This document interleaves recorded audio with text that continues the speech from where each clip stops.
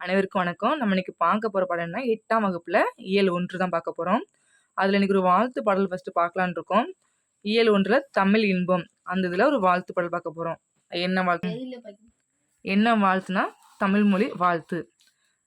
அதுல என்ன கொடுத்துருக்காங்க, நுழையும் முன் இது கொடுத்துருக்காங்க. நம்ம அதை வாசிச்சுட்டு அடுத்தது பாட்டுக்குள்ள போவோம். மொழி கருத்தை அறிவிக்கும் கருவி மட்டுமன்று, அது மக்களின் பண்பாட்டுடன் நெருங்கிய தொடர்புடையது. மொழி ஒரு விஷயத்த நம்ம சொல்கிறது தான் மொழி யூஸ் பண்ணுறோம்னு நினச்சிட்டு இருக்கோம். அது அதுக்கு மட்டும் அல்ல, நம்முடைய பண்பாடை நெருங்கிய ஒரு தொடர்பு இருக்குன்னு சொல்கிறாங்க. உணர்வுடன் கலந்ததுன்னு சொல்கிறாங்க. தமிழர்கள் தம் தாய்மொழியாகிய தமிழை உயிராக கருதி போற்றி வந்துள்ளனர். யார்? அந்த காலத்து மக்கள் தாய்மொழியை தமிழை என்ன பண்ணிருக்காங்க, ஒரு உயிராக அதை கருதி போற்றி வந்துள்ளனர். புலவர் பலர் தமிழை பல வகையாக வாழ்த்தி பாடியிருக்காங்க. அத்தகைய பாடலை ஒன்று தான் நம்ம இன்னைக்கு தமிழ் மொழி வாழ்த்து பற்றி பார்க்க போகிறோம். தமிழ் மொழியை எந்த மாதிரி பாடி பெருமைப்படுத்திருக்காங்க அப்படிங்கிற ஒரு பாட்டை தான் பார்க்க போகிறோம். நீங்கள் இதை வாசிக்கும் போது உங்களுக்கு புரிஞ்சிருக்கும் நம்ம என்ன பார்க்க போகிறோம். தமிழ் மொழி வாழ்த்து தான் தமிழை பெருமையாக பேசியிருக்க ஒரு விஷயம் தான் நம்ம இங்கே பார்க்க போகிறோம். அது என்ன பாட்டுன்னு பார்க்குமா? இப்போ பாட்டு என்னென்ன பார்ப்போம் ஃப்ரெண்ட்ஸ்.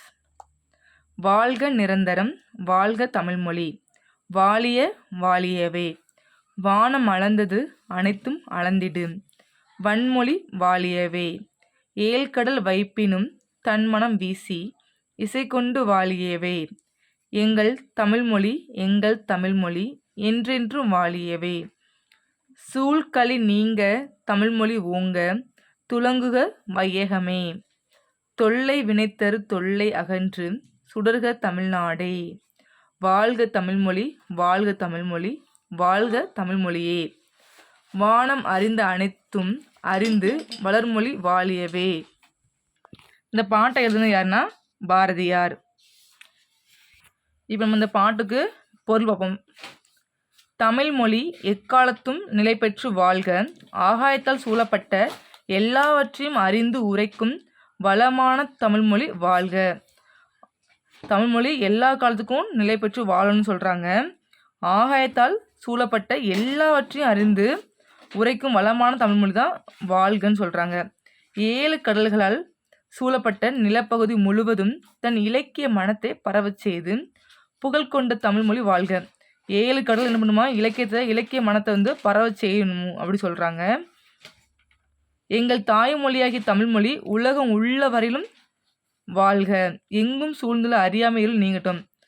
தாய்மொழியாக தமிழ் என்ன பண்ணுமா, உலகம் உள்ள வரையும் வாழணுமா, எங்கேயாவது அறியாமல் சூழ்ந்திருந்தா அது அந்த இருளை நீங்கி அதனால் தமிழ்மொழி மேன்மையுற்று உலகம் முழுவதும் சிறப்படைக. இந்த அறியாமைங்கிற இருள் நீங்கி மேன்மையுற்று உலகம் முழுவதும் தமிழ்மொழி எப்படி இருக்குமா, சிறப்படையணுங்காங்க. தமிழ் மொழி அப்படி பெருமையாக பேசியிருக்காங்க.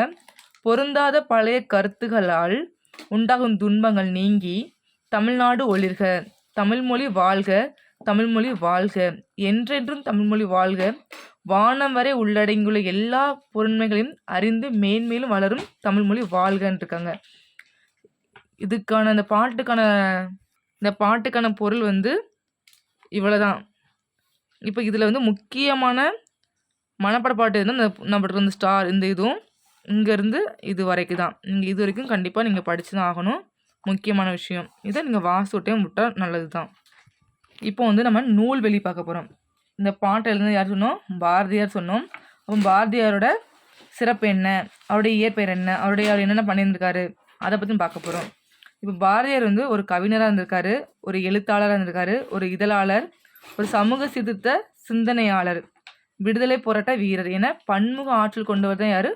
சி. சுப்பிரமணிய பாரதியார். அவர் 2 இதழில் விடுதலை போருக்காக இதழ்கள் எழுதியிருக்காரு. அது என்னன்னா இந்தியாவும் விஜயாவும். கவிதைகள் மட்டுமன்றி சந்திரிகையின் கதை, தராசு உள்ளிட்ட உரைநடை நூல்களையும் வசன கவிதைகளையும் சீட்டு கவிகளையும் எழுதியவர் தான் யாரு? பாரதியார்.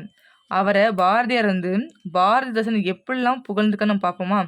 சிந்துக்கு தந்தை, செந்தமிழ் தேனி, புதிய அறம் பாட வந்த அறிஞன், மரம் பாட வந்த மறவன் என்றெல்லாம் பாரதிதாசன் என்ன பாரதியாரை புகழ்ந்து பாடியிருக்காங்க. இப்போ நம்ம பார்த்த தமிழ் மொழி வாழ்த்துங்கிற பாடல் எதில் இருக்குன்னா பாரதியோட கவிதைகளில் கவிதைங்க தொகுப்பில் தமிழ்மொழி வாழ்த்துங்கிற தலைப்பில் இடம்பெற்றிருக்குது. இப்போ நம்ம வந்து இந்த பாட்டுக்கான எதுகை பார்க்குமா. இப்போ இந்த பாட்டில் நம்ம ஃபஸ்ட்டு ஒரு மோனை பார்ப்போம். இப்போ மோனை எதுனா எனக்கு இந்த வா இந்த வா இந்த வா இது வந்து முதல் எழுத்து வந்து ஒரே மாதிரி தான் அது வந்து மோனைன்னு சொல்லுவோம். இப்போ அடுத்தது வேறு எங்கேயா மோனை பார்ப்போமா. இங்கே வா இங்கே வன்னுன்னு இருக்குது. எனக்கு இது ஏ இங்கே ஏ இது ஒரு மோனை தான். நெக்ஸ்ட்டு இங்கே ஒரு வா இங்கே வா இங்கே இல்லை இங்கே இது இது இந்த மாதிரி ரெண்டும் ஒரே மாதிரி வந்து இது ரெண்டு என்னதுன்னா எதுகை ஒரே மாதிரி இருக்கா. அந்த இல்லு ஒரு இருந்துக்கா எதுகை. இந்த மீ இதில் வந்து எதுகை சொல்லுவாங்க. இப்போ கொஞ்சோண்டு நமக்கு ஸ்கூல் புக்கில் கொடுத்துருக்கோம். அதை என்ன பார்க்குமா. இங்கே எதுகை கொடுத்துருக்காங்க. இல்லு இந்த வாழ்க வாழ்க ஏழ்கடல் அப்படி ஒரு விஷயம் இருக்குதா. இது எதுகை கொடுத்துருக்காங்க. இந்த சூழ்களி வாழ்க இதுவும் ஒரு எதுகை தான். இங்கே எதுகைக்கு டெஃபினிஷன் பாருங்கள். எதுகை ஆகிய சொற்களில் இரண்டாம் எழுத்து ஒன்றி வந்துள்ளது. இவ்வாறு முதல் எழுத்து அளவொத்து நிற்க இரண்டாம் எழுத்து ஒன்றி வருவதே எதுகை தொடை என்பர். இப்போ அது மோனைனா வாழ்க முதல் எழுத்து வாழிய வானம் வன்மொழி எங்கள் என்றென்றும் ஆகிய சொற்களில் முதல் எழுத்து ஒன்றி வந்துள்ளது. இவ்வாறு முதல் எழுத்து ஒன்றி வருவதே மோனை தொடை என்பன்ட்டாங்க. நெக்ஸ்ட்டு இயல்பு வாழியவே வையகமே தமிழ்நாடே தமிழ்மொழியே என அடிகளின் இறுதியில் வரும் சொற்கள் ஒரே ஓசையில் முடிந்துள்ளன. இவ்வாறு சொற்கள் ஒத்த ஓசையிலோ ஒரே எழுத்திலும் முடிவதே இயல்பு தொடை என்பர். இயல்பு தொடை எப்படி இருக்குமா. ஒத்த ஓசையிலோ அல்லது ஒரே எழுத்திலே முடிவதே இயல்பு தொடைன்னு சொல்லிட்டாங்க. இப்போ இந்த பாட்டுக்கான இலக்கணத்தை பார்த்தாச்சு. இப்போ இந்த பாட்டுக்கான பின்னாடி புக் பேக்கில் ஒரு கொஸ்டின் கொடுத்துருக்காங்க. நம்ம என்ன பார்க்குமா. அதுக்கு முன்னாடி நம்ம சொல்லும் பொருளும் பார்த்துருவோம். இல்லை நிரந்தரம்னா காலம் முழுமையும், வைப்புனா நிலப்பகுதி, சூழ்களினா சூழ்ந்துள்ள அறியாமை இருள். நிரந்தரம்னா என்ன காலம் முழுவதும் நிரந்தரமாக சொல்லுவோமா.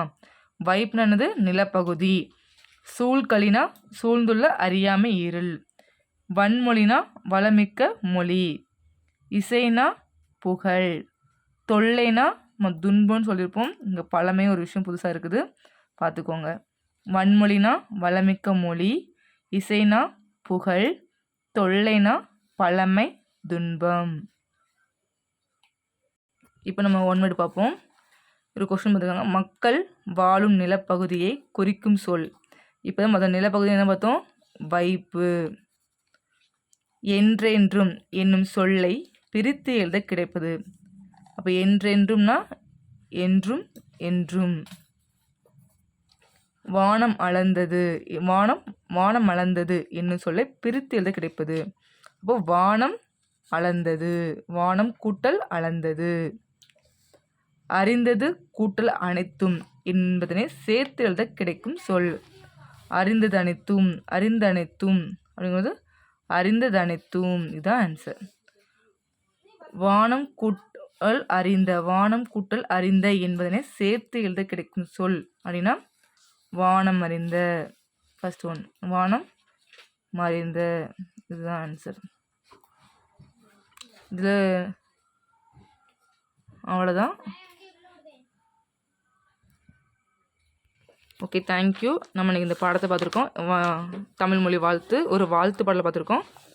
நன்றி. இன்னும் நெக்ஸ்ட் வீடியோவில் பார்ப்போம். Keep supporting. தேங்க்யூ.